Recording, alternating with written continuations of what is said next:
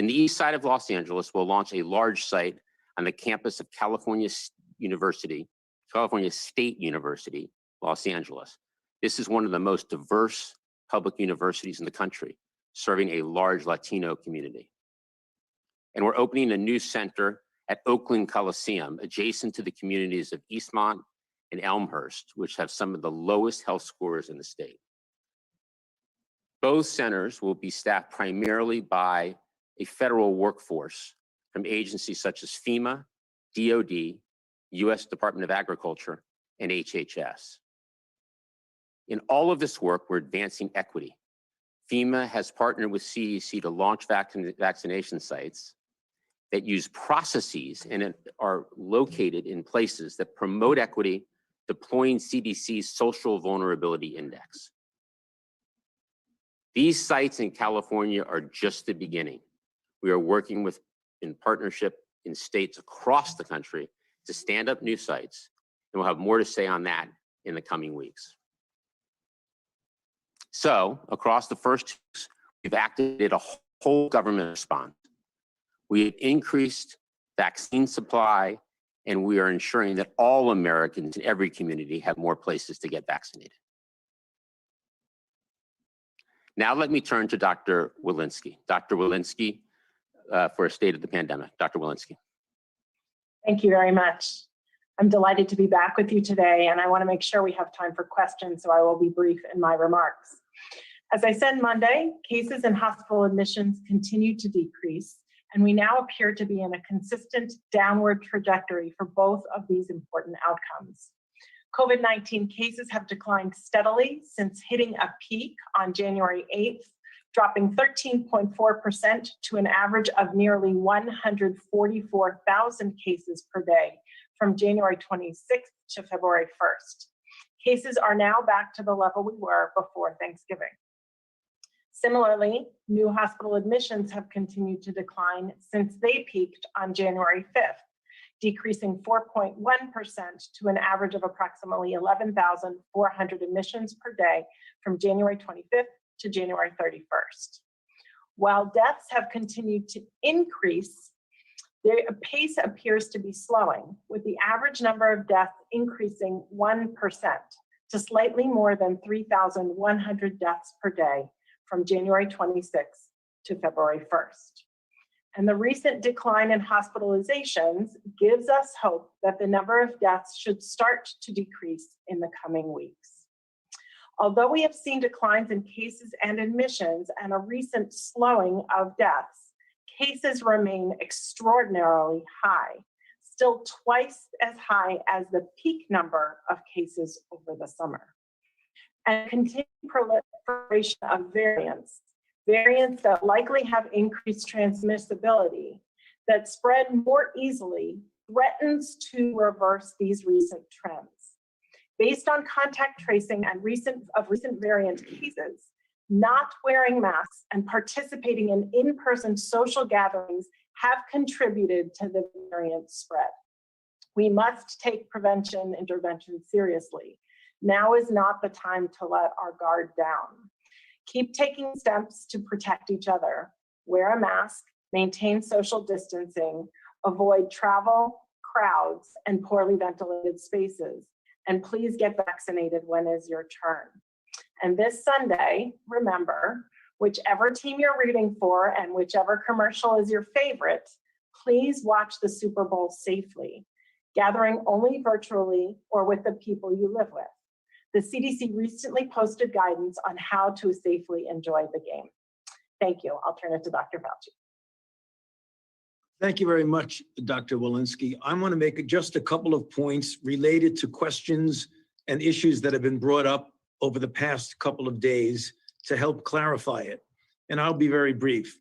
We have heard from studies emanating out of the AstraZeneca platform that in the UK, they're talking about the possibility, since their data seems to show this, that if you prolong the interval between the first and second dose, in fact, even go with a single dose, you can get good results. And in fact, the interval between the first and second dose can now be measured in months with, according to their own data, that is actually a favorable response.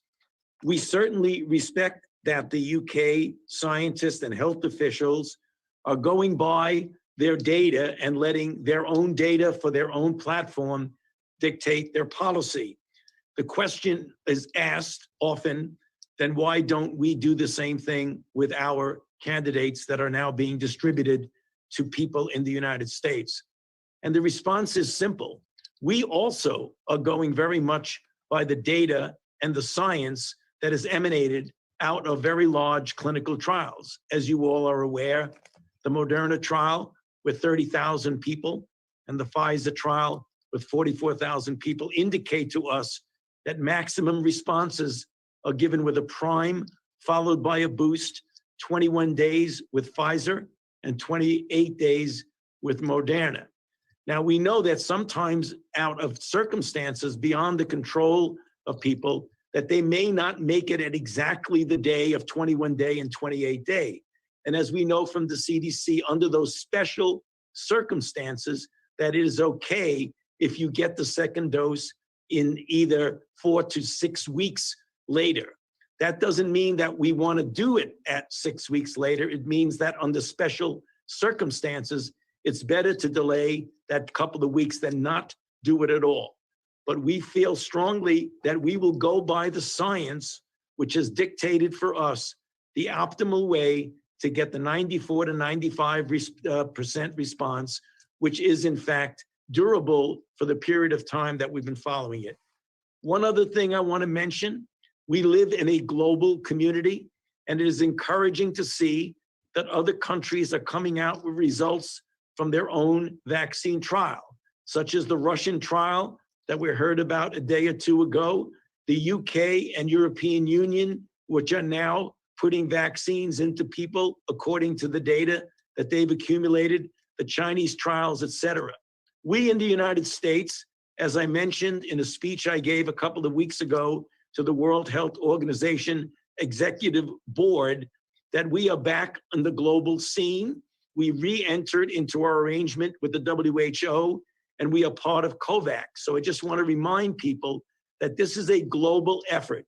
And the more we get the virus controlled globally, and we will be part of that process as part of the global community, the better off we will be. Because I've said it many times, and I'll close by saying it again. We have to be concerned about the mutants. Viruses will not mutate well if you don't give them the opportunity to replicate in a very large way. Namely, if you have an open playing field for the virus, they will replicate and they will mutate. The best way to prevent that is the implementation of the public health measures that Dr. Walensky just mentioned, both home and abroad, as well as the implementation of the administration of vaccines as effectively and efficiently and as quickly as we possibly can. So I'll stop there and hand it back to Jeff. Well, thank you, Dr. Fauci and Dr. Walensky. You have heard from our experts. I want to reiterate, we are at war with this virus. It is clearly a national emergency, and we are doing all we can. But it is critical that Congress does its part as well.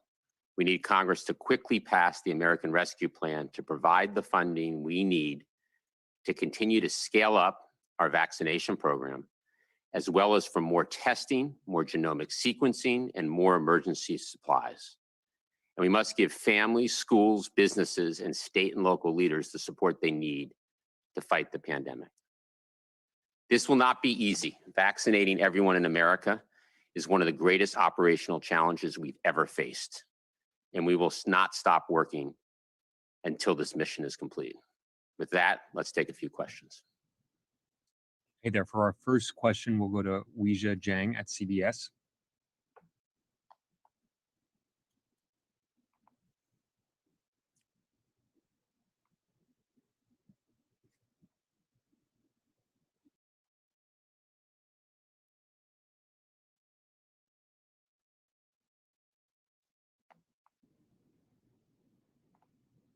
All right, we'll go to the second question while we figure that out.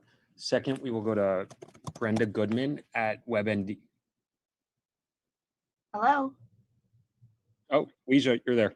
Oh, I'm sorry. Sorry about that. And thank you guys for having this briefing and for taking my questions. I have two, if you don't mind. The first one is about skepticism that remains around the vaccines, which you guys have all acknowledged. And just about 20 minutes ago, a new Monmouth poll shows about 50% of Americans plan to get the vaccine when they can, but 24% say it is likely they will never get it if they can avoid it. So my question is, are there any conditions under which you would recommend requiring a vaccine to access certain places like federal property, schools, or to travel? Like if we fail to reach herd immunity after a certain point, or if more variants continue to spread? Dr. Walensky, do you want to weigh in here? Yeah, thank you for that question. I think it's important to recognize that we have vaccine hesitancy here. We have to address that vaccine hesitancy at its roots and understand why people are hesitant. I do believe that the more people who get this vaccine, we now have over 32 million who've received at least one dose, the more people will realize and recognize that it is being distributed and given safely, and that the side effects really are minimal to modest, minimal really, with very rare risk of events that can be managed. What I would say with regard to requiring, I think we can't sort of be in a place where we're thinking about making requirements for vaccination until we certainly have enough for the entire country to make sure that that's possible. So I would say right now it's premature to think about those requirements. Our goal right now is to vaccinate as many people as we can. Thank you so much. I just have a Let me see if Dr. Fauci has anything to add there. Dr. Fauci? No, I agree totally with what Dr. Walensky said, particularly the last part, is that when you're talking about requirements, which we do have for some vaccines, Rochelle and I both are physicians who practice medicine. We don't do it in the hospital unless we get our influenza shot every year. That's because we have plentiful vaccinations available. But it's no time to talk about that now while we still have a great demand that outstrips the supply. Good. Okay. Your second question? Thank you. This is about vaccine supply, actually, just to get some clarification about something Dr. Fauci said on Monday, that the U.S. should administer all the doses it has without holding any back, and then ideally in 3 weeks prioritize people getting second doses. I know that vaccine production has ramped up, but has it increased enough so that you can give everyone their second dose and keep up the same pace for new vaccinations?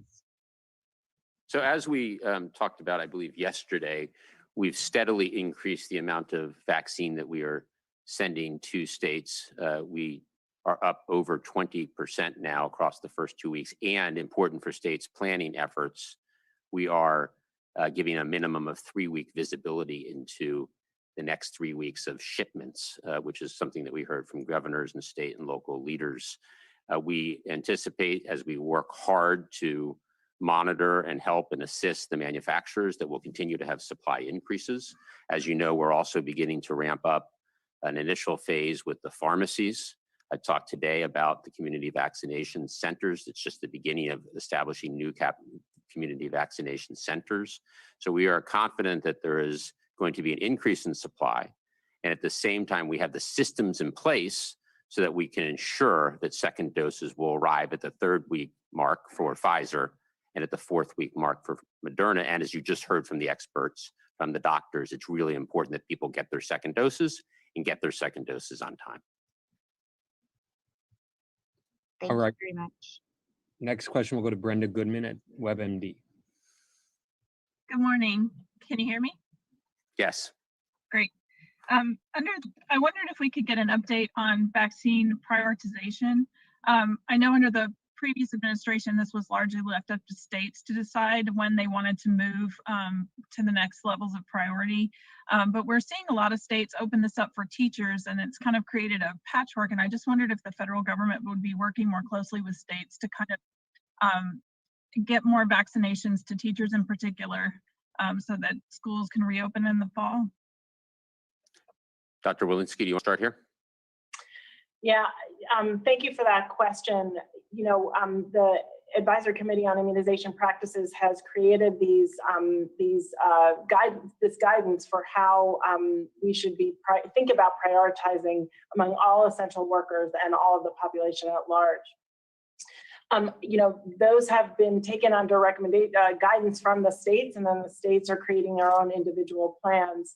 And, those plans have to sort of be in sync with how they are able to titrate really their supply versus the number of people who are wanting it. We don't want to be too prescriptive so that they have these queues of people, and yet we don't want to be too open so that they also have queues of people. We don't want to have too much supply on the shelf.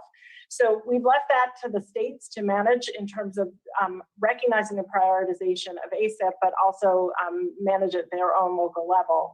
That said, I want to be very clear about schools, which is, yes, ACIP has put teachers in the 1B category, the category of essential workers.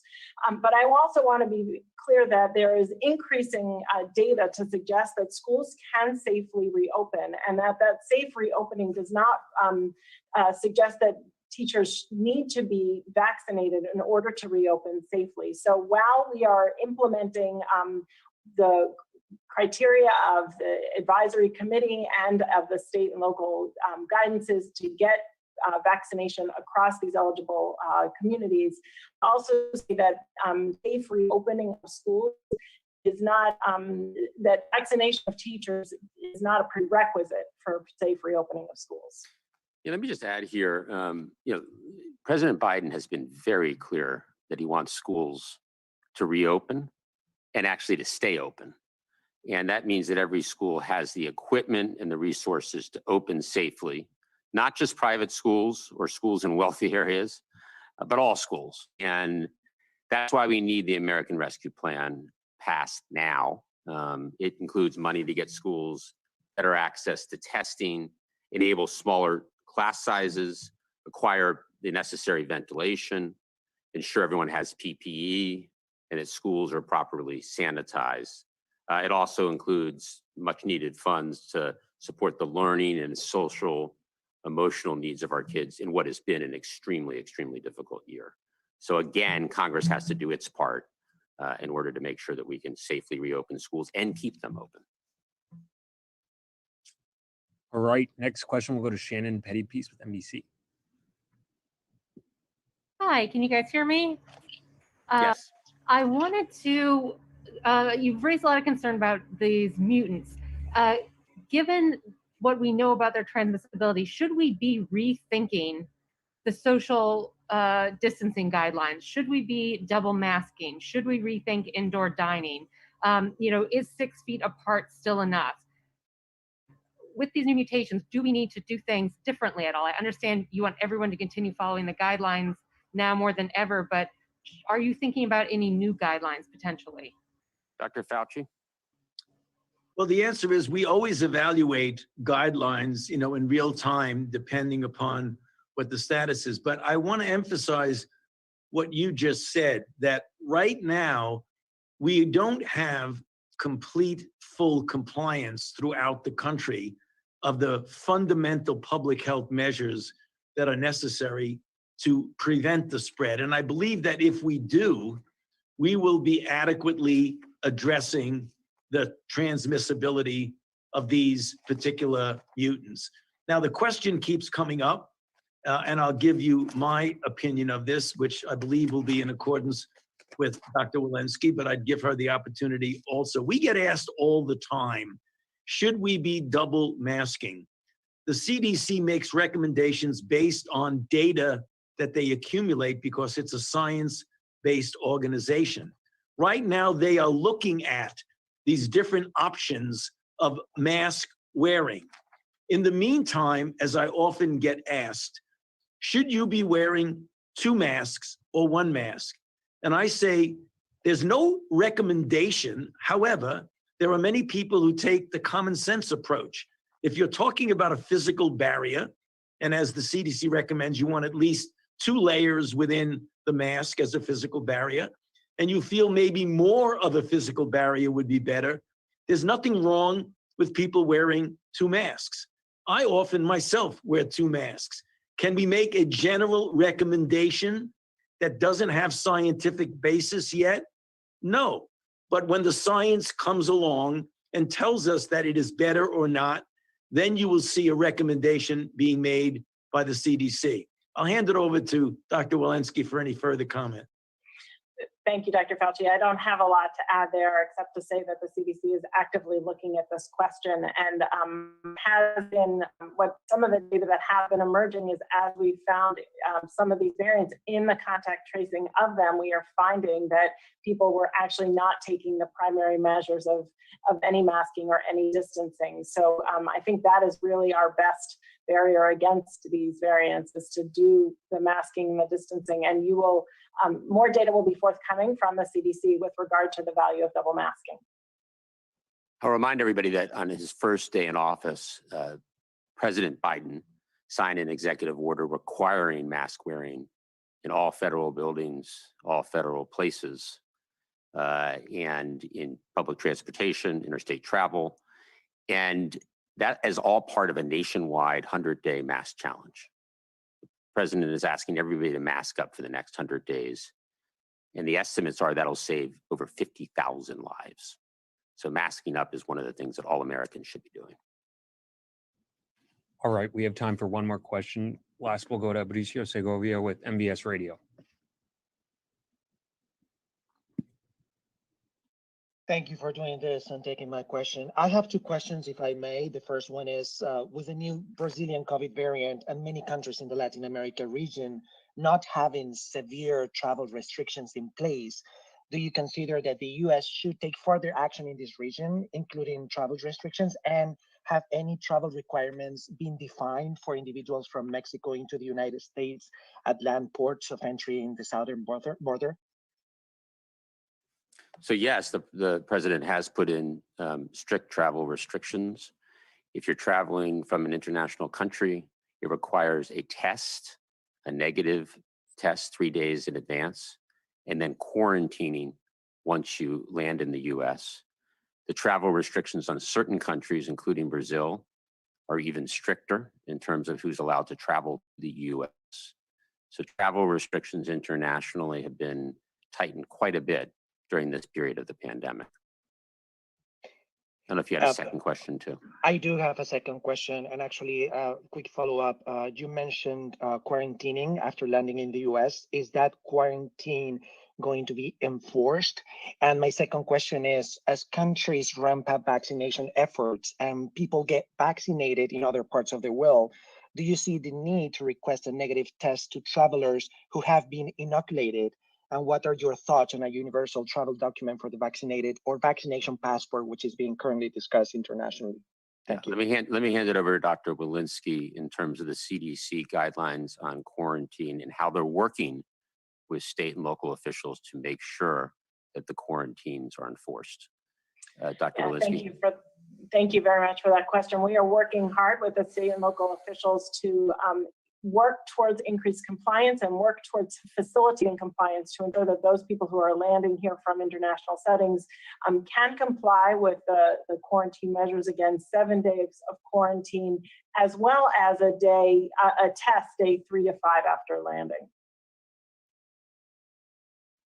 Good. Well, I want to thank everybody for joining today's briefing. The next briefing will be on Friday. Thank you.